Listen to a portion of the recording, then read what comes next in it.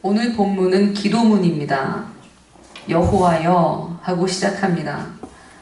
누가 기록한 기도문인지는 정확하게 알려져 있지 않지만 저는 이 기도문을 적은 사람이야말로 정말 하나님을 사랑한 사람이라고 생각합니다.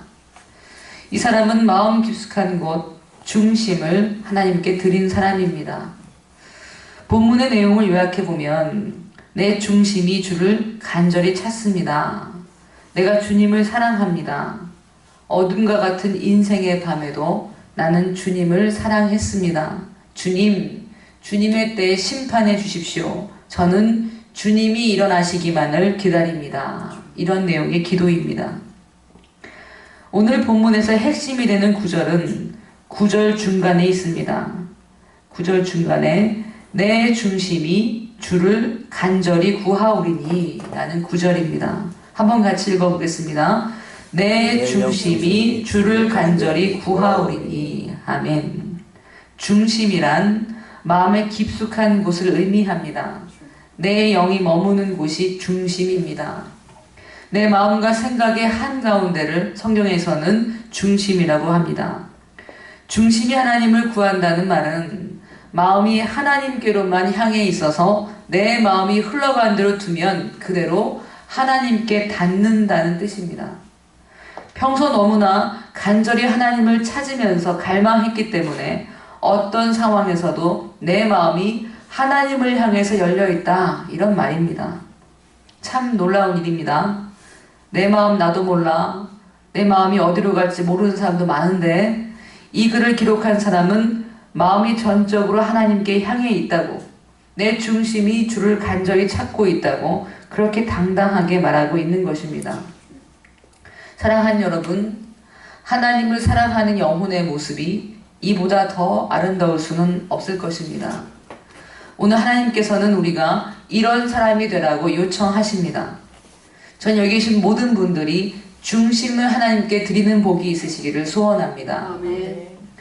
사무엘상 16장 7절에는 이렇게 말씀합니다. 사람은 외모를 보거니와 나 여호와는 중심을 보느니라. 아멘. 아멘. 하나님은 사람을 보실 때 중심을 보십니다. 그래서 반드시 내 중심이 원하는 게 무엇인지를 우리가 점검해 보아야만 합니다. 내 마음이 어디로 흐르고 있는지 가만히 묵상해 보시기를 바랍니다.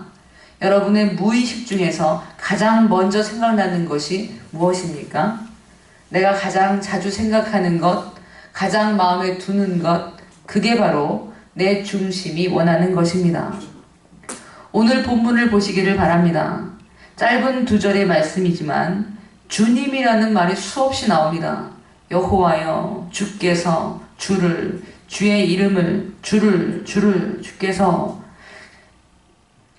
중심을 하나님께 드린 사람은 수없이 자주 하나님을 찾습니다.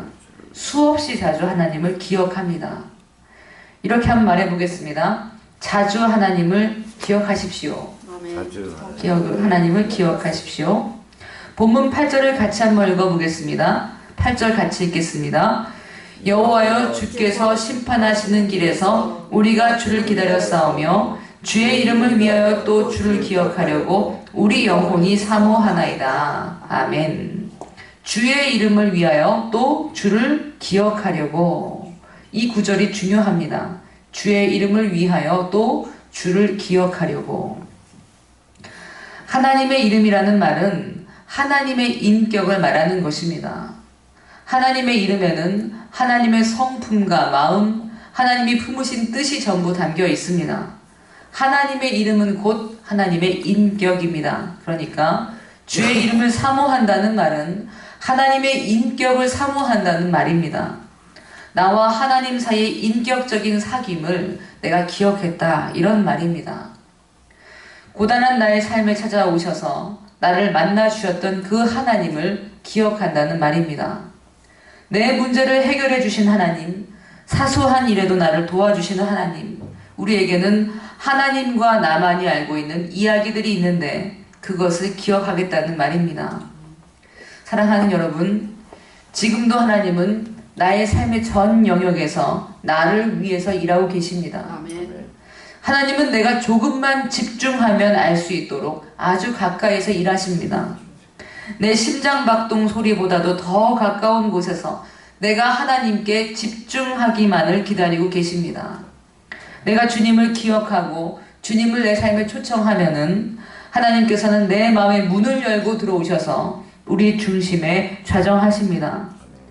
요한계시록 3장 20절에는 이렇게 말씀합니다. 볼지어다 내가 문 밖에 서서 두드리노니 누구든지 내 음성을 듣고 문을 열면 내가 그에게로 들어가 그와 더불어 먹고 그는 나와 더불어 먹으리라. 아멘. 아멘.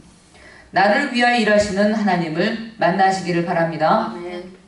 천지를 주관하시는 만군의 여호와 하나님이 작은 나 하나에 주목하고 계십니다.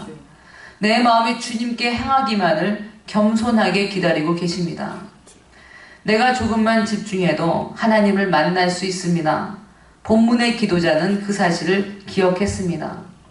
하나님과 나만의 스토리, 그것을 기억했습니다.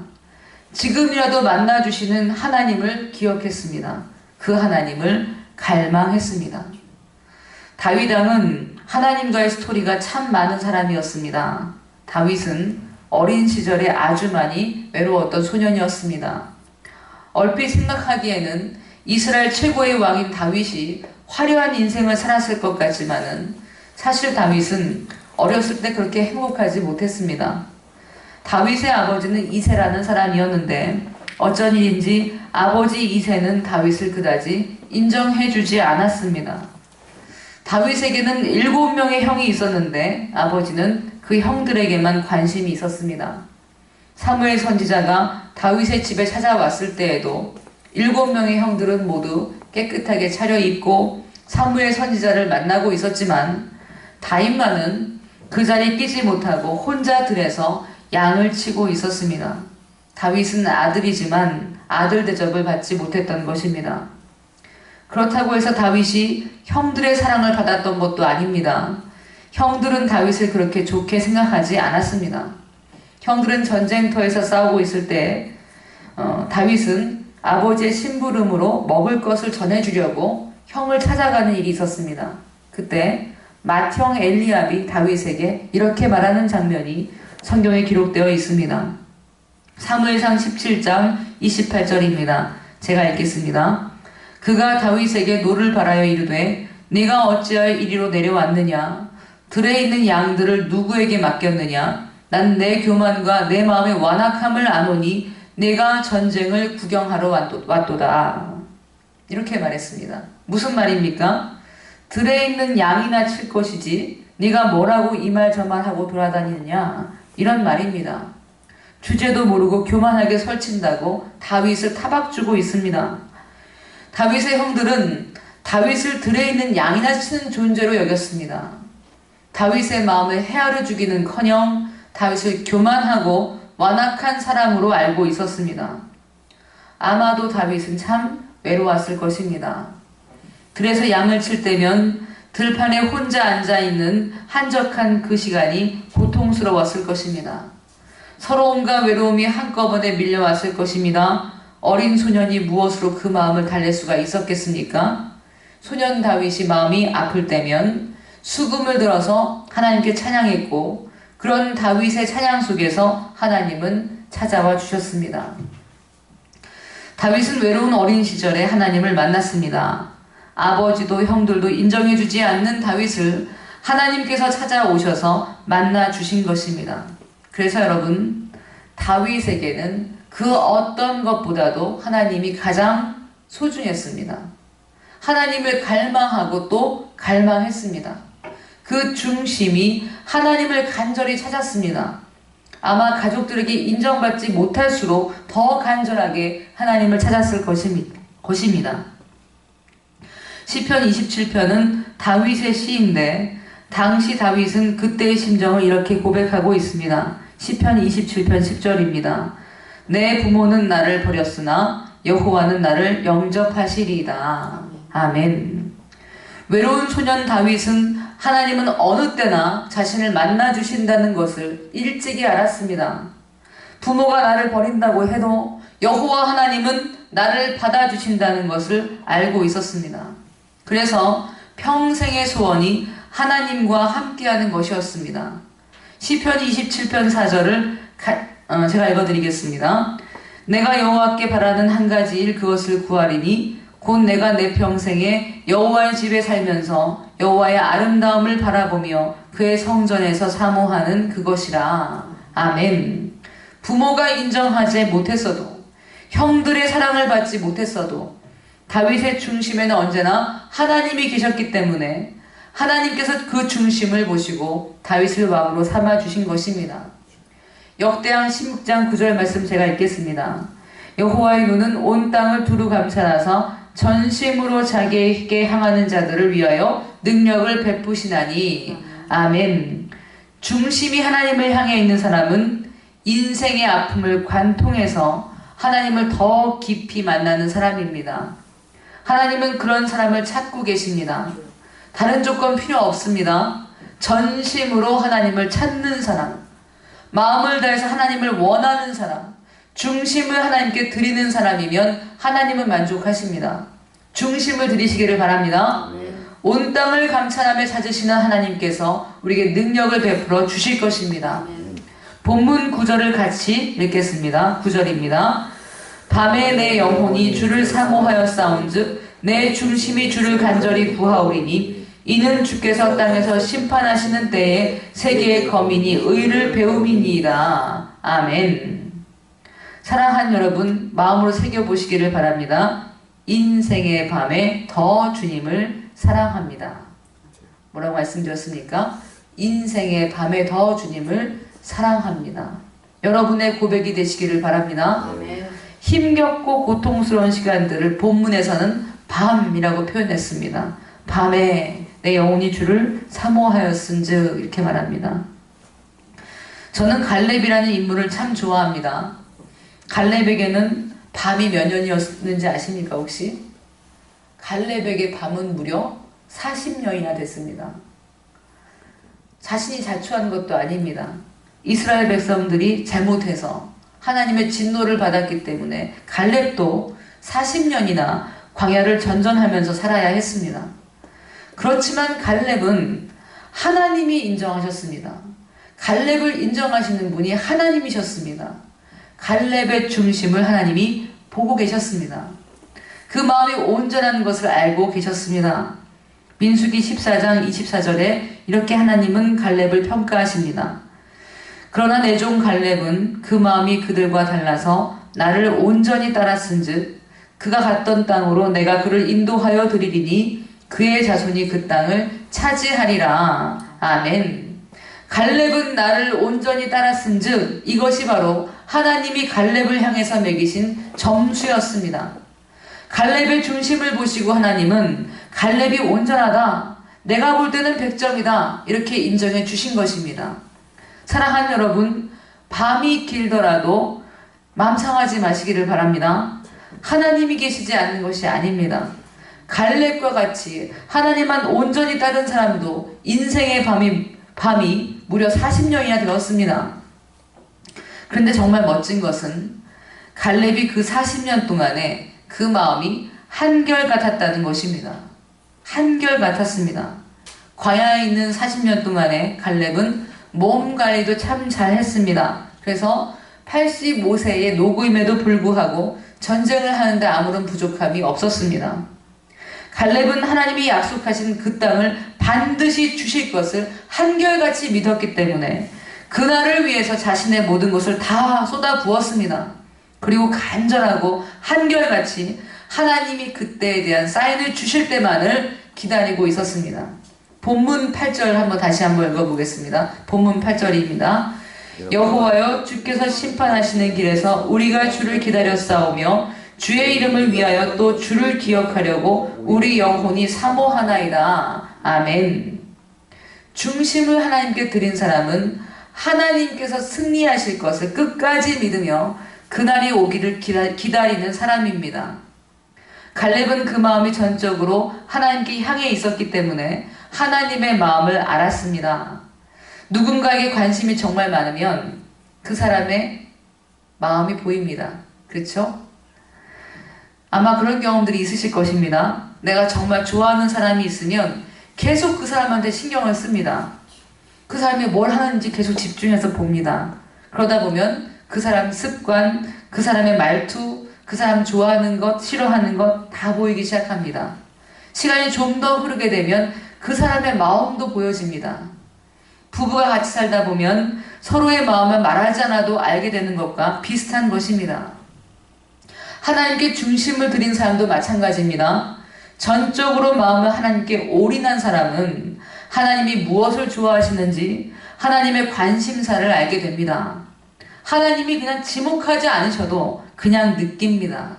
하나님의 마음이 슬프시면 나도 같이 슬픕니다.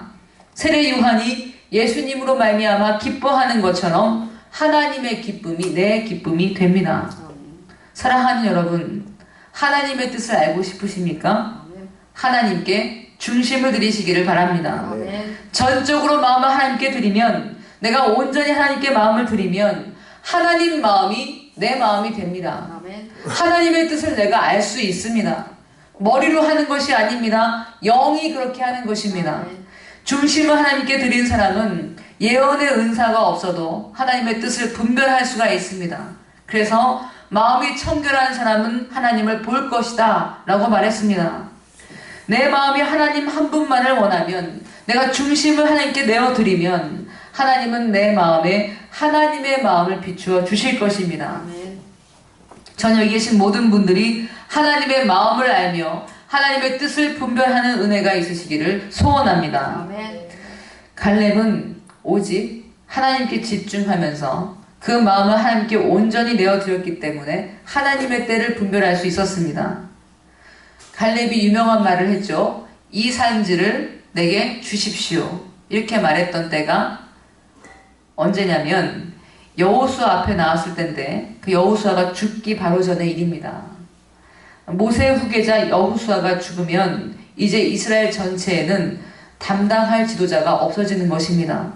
지도자가 없는 위기의 때였습니다. 이제는 지파마다 할당된 땅을 각 지파가 스스로 전쟁을 해서 얻어야 되는 그런 상황이 됐습니다. 그 이전에는 한 명의 카리스마 있는 지도자가 이끌어갔다면 이젠 지파별로 각자 알아서 땅을 찾아야 했습니다. 뭔가 상황이 바뀌었습니다. 지도자가 부재할 것에 대해서 불안해하는 사람들이 생겨나고 있었습니다. 누군가는 앞장서서 길을 열어야만 할 때였습니다. 그때 갈렙의 마음에 하나님의 마음이 느껴졌습니다. 이제 때가 된 것입니다. 갈렙의 심장이 요동치기 시작했습니다. 쿵쾅쿵쾅거립니다. 갈렙의 마음에, 갈렙 지금이다. 네가 나서야 할 때다. 이 날을 위해서 내가 너를 준비시켰다. 라고 하는 하나님의 음성이 들려오는 것 같았습니다. 마침내 갈렙이 유다 지파의 수장으로서 앞으로 나섰습니다. 갈렙 뒤에 유다 지파의 모든 사람들이 열을 지어서 따라 나왔습니다. 드디어 여호수아 앞에 선 갈렙이 45년 동안이나 아꼈던 그 말을 하는 순간이 왔습니다. 여호수아여, 그날에 하나님의 사람 모세를 통해서 하신 말씀을 기억하십니까? 그날에 여호와께서 말씀하신 이 산지를 지금 내게 주십시오. 이렇게 말했습니다. 갈렙이 달라고 했던 땅은 여러분, 심상치 않은 땅입니다. 헤브론이라는 곳입니다. 아주 큰 거인들, 가장 큰 거인들이 사는 곳입니다.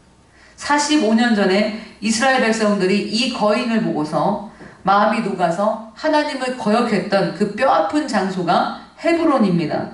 이 헤브론을 두려워했기 때문에 이스라엘 백성들은 40년이나 광야를 헤매야만 했습니다.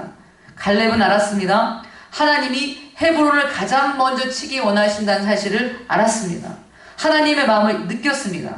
그래서 갈렙은 하나님의 마음이 갈렙의 마음이 되었습니다. 갈렙은 헤브론을 쳐서 하나님의 약속은 반드시 이루어진다는 사실을 보여주고 싶었습니다. 하나님과 같은 마음이었습니다. 사랑하는 여러분, 우리가 사는 세상은 변함이 없는 것처럼 보일 때가 많습니다. 우리는 악인이 잘 되고 있는 것 같은 그런 시대를 살고 있습니다. 그러나 아무리 우리가 무죄한 피를 흘리고 약한 자의 무릎이 꺾이며 정직한 사람이 눈물을 흘리는 부도덕한 세월을 살고 있을지라도 하나님께 전심으로 마음을 둔 사람, 중심이 하나님에게 있는 사람은 하나님의 약속의 말씀은 반드시 이루어진다는 것을 믿고 나아갑니다. 중심을 들인 사람, 그 사람을 통해서 하나님은 지금도 일하고 계시다는 사실을 믿으시기를 바랍니다. 아멘. 이제 마음을 하나님께 드리시기를 바랍니다. 네. 마음이 온통 하나님께 향하시기를 바랍니다. 아멘. 전심으로 하나님을 찾고 중심을 하나님께 드리시기를 바랍니다. 아멘. 하나님의 마음이 내 마음이 돼서 하나님의 약속의 말씀이 이루어질 때까지 기꺼이 기다리고 전심을 바치는, 중심을 하나님께 쏟는 하나님의 사람들이 되시기를 예수 그리스도의 이름으로 축원드립니다. 아멘. 기도하겠습니다.